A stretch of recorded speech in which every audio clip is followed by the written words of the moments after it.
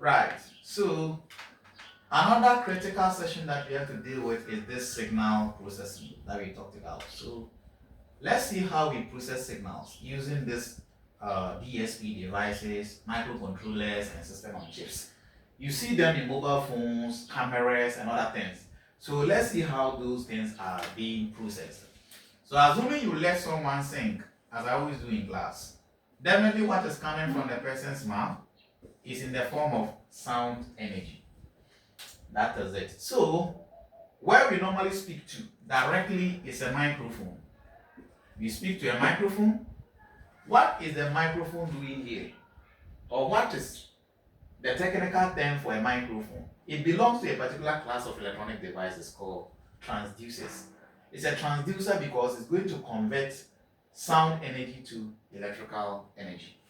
So if it is converting to electrical energy, then this one qualifies to be called a transducer. As simple as that. The next thing is that since we want to process, the whole signal coming out as an electrical signal is in the form of analog signals. But remember, any ICT device or any electronic device can only, or digital device, can only process a signal if it is in the what? In the digital form. So when you speak through a microphone and everything comes through the amplifier and goes to the loudspeaker straight away without passing through a mobile phone, a computer, or a tablet, there's no way you can do any of these processes that I'm going to talk about. So before you can do any kind of processing, you have to what? Try and convert it from the analog domain to the digital domain. So when it is in the form of analog, this is how you are going to see it. But then we have to convert it so that at the end of the day, it becomes a digital signal. But what do we use to convert from analog domain to a digital domain? And this is what we call ADC, which is analog to digital converter. So after this, there are a lot of processing, as I mentioned, that can now be what? Done on this digital system because it has now come onto the computer, or it has now come onto the tablet or the mobile phone. Whatever that you said here is now present in the phone. And it has been saved in a particular memory. So what do we do to it? We can do what is called copy. We can copy this music. We can paste. We can do what is called, we can store. We can share. Remember, sharing is the same as transmit. And we can do what is called what? Edit. So all these things are possible because you are using it in the form of a digital domain. If it is in the what? The analog domain, things like this cannot be what? Possible. Right. So we are done. Assuming you are done with everything on the phone, if you now want to listen to this music, it has to go in the reverse way. You can't listen to it whilst it is in the digital domain.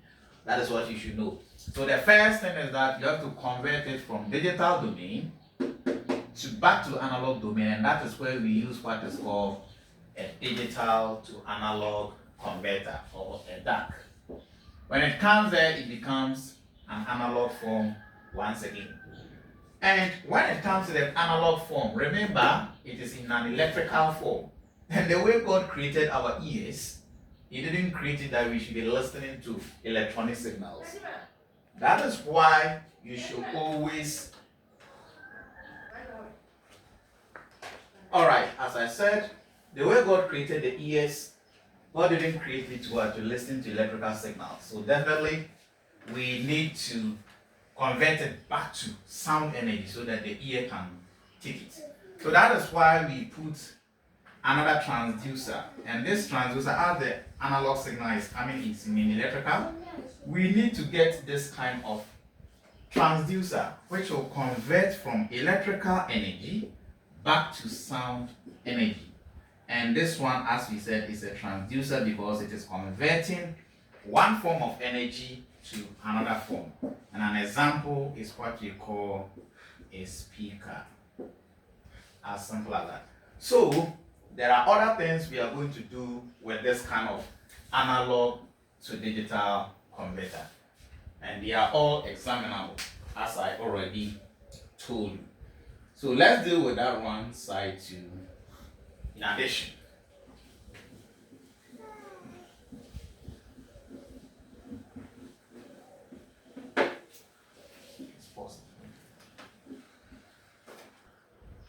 right. Now, when you take any digital device which is going to deal with signals, computer, laptop, camera, and all those kind of electronic devices, there's something we have to be careful about. We call it resolution. So if I'm going to compare two phones, I'm not actually marketing any kind of phone for anybody. But let me see a young phone. I don't want to use any brand of phone. A young phone and a smartphone. We are going to compare these. If I use these two phones to snap a picture,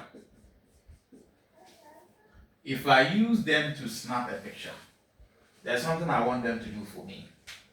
After they've captured it, each of them has to convert it from light energy to electrical energy. So definitely there's a transducer there that will take care of that. Fine. After it has come to electrical energy, it is in the form of pulses. These pulses are also in the form of analog. Though it is in an electrical form, it is still in an analog form. So this camera is going to convert it to a digital form. And definitely there's an ADC inside each of these kind of mobile phones or cameras. But then when they convert this picture into the form of digital, it is going to be stored in the ROM. That's the read-only memory. After it, I would like to watch it again. The one who took these pictures would like to watch.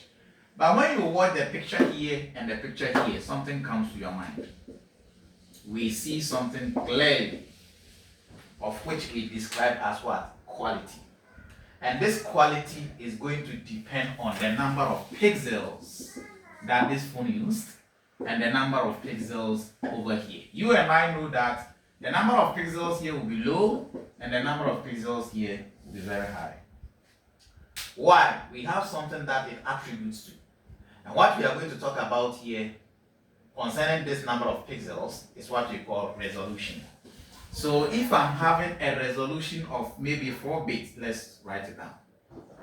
If I have a resolution of 4 bits here for this, and I have a resolution of maybe 10 bits for this, and these are common, it tells you that definitely this one will have small number of pixels as compared to this.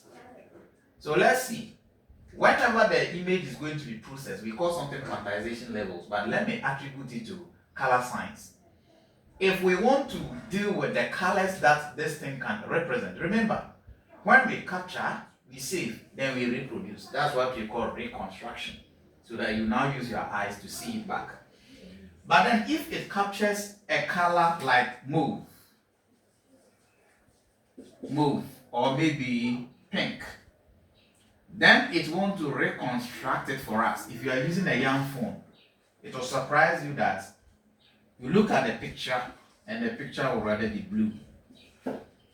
Why? Because if you want to know the number of quantization levels or the number of colors that this guy can represent, it is 2 raised to the power 4, which is equal to 16. It tells you that this guy has the ability to reconstruct only 16 colors and nothing beyond this. On the other hand, let's look at this. If you use this smartphone to snap a picture and you want to reconstruct, it has the ability to reconstruct 2 raised to the power 10 colors, which is equal to 10 to 4 colors. And you can see how quality this one is. So it tells you that if they all snap this lady's picture, and this lady is wearing mauve, at the end of the day, this one will represent it in a blue color, and this one represents it in a what? In the yellow mauve color that you are talking about. So these are some of the things that goes on when you are dealing with a low-grade machine and a high-grade machine. As simple as that. So there's a simple calculation that we have to talk about concerning this kind of ADC processing. So there are some few calculations. We'll be able to see the application of ADC, how it works in cameras and mobile phones. Now let's look at a practical calculation example. So example, an ADC of maybe let's say 7 bits has a voltage range of -2 to maybe 12 volts. Calculate the following. I. Quantization levels. Quantization levels. II. Voltage resolution.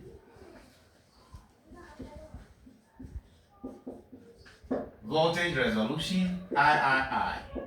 Then we have what is called quantization error. Okay, let's see how we can solve a question like this. It's just very simple. The data that we are given over here are the 7 bits represent the resolution, which is n. So our resolution, which is n, is always equal to 7 bits over here for this application. Then we have our voltage range. The first voltage value is given as our -2 volts. Then we have our second voltage value to be equal to 12 volts. So therefore, if I want to calculate for quantization levels, it's always given by 2 raised to the power n, of which our n is the number of resolutions, which is equal to 2 raised to the power 7, which is 128 bits. So that is it. We have our number of quantization levels to be equal to what? 128. Now we go to our next question, which is our voltage resolution. Voltage resolution is always equal to the final voltage range minus the initial voltage range divided by the quantization levels, which has already been calculated. So we have 12 minus -2 divided by the 128 that we've already calculated for. So this mathematics, you have to be careful here. 12 minus 2. Why? Because the value there is -2. That is why we subtract. So when you are meeting things like this, it becomes plus. So it becomes 12 plus 2, which is equal to what? 14 divided by 128.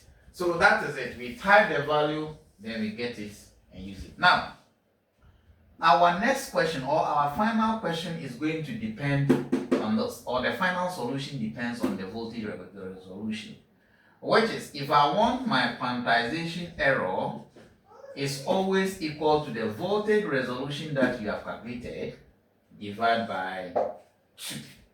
As simple as that. So some of these questions too, you people have to take very good notes on them. So I think after this that we can move to our logical systems. Yes, so we move to the next video. Thank you.